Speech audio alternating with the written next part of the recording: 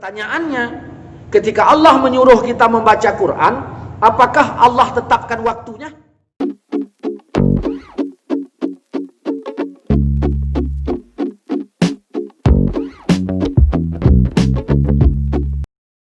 Ustaz, Wahabi Ustaz bilang sesat.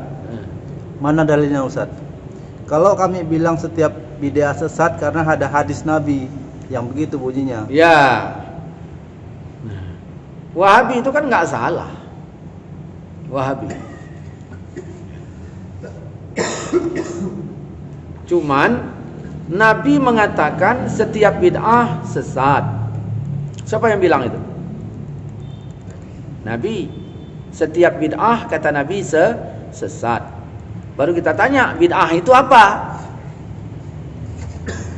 Kata Nabi, kullu muhdas bid'ah.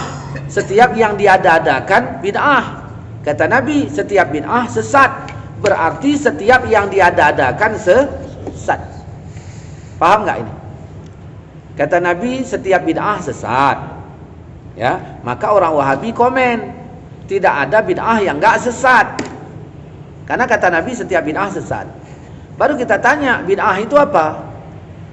Kata Nabi, kullu muhdas bid'ah. Setiap yang diada-adakan bid'ah. Setiap bid'ah sesat. Berarti kalau kita tarik kesimpulannya gimana? Setiap yang diada-adakan sesat. Siapa yang bilang? Nabi. Udah. Ada hadis lain, Nabi juga bilang, siapa yang mengada-ngada. Tadi kan setiap yang diada-ada sesat. Di sini Nabi bilang, siapa yang mengada-ngada dalam urusan kami ini, ma laisa minhu, sesuatu yang enggak ada darinya, fahuwa raddun, maka ditolak. Di sini Nabi membagi ahdas itu, mengada-ngada itu dibagi. Dibagi Nabi yang pertama dalam urusan kami, berarti yang bukan urusan agama enggak apa-apa. Nabi haji, ini urusan agama enggak?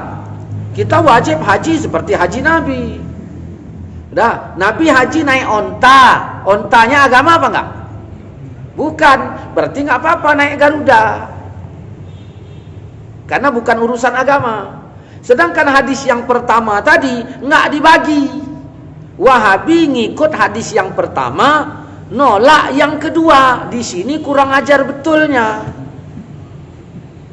Kalau kita memakai dua, kalau kita pakai hadis yang pertama, setiap yang diada-adakan sesat, ya, setiap yang diada-adakan sesat.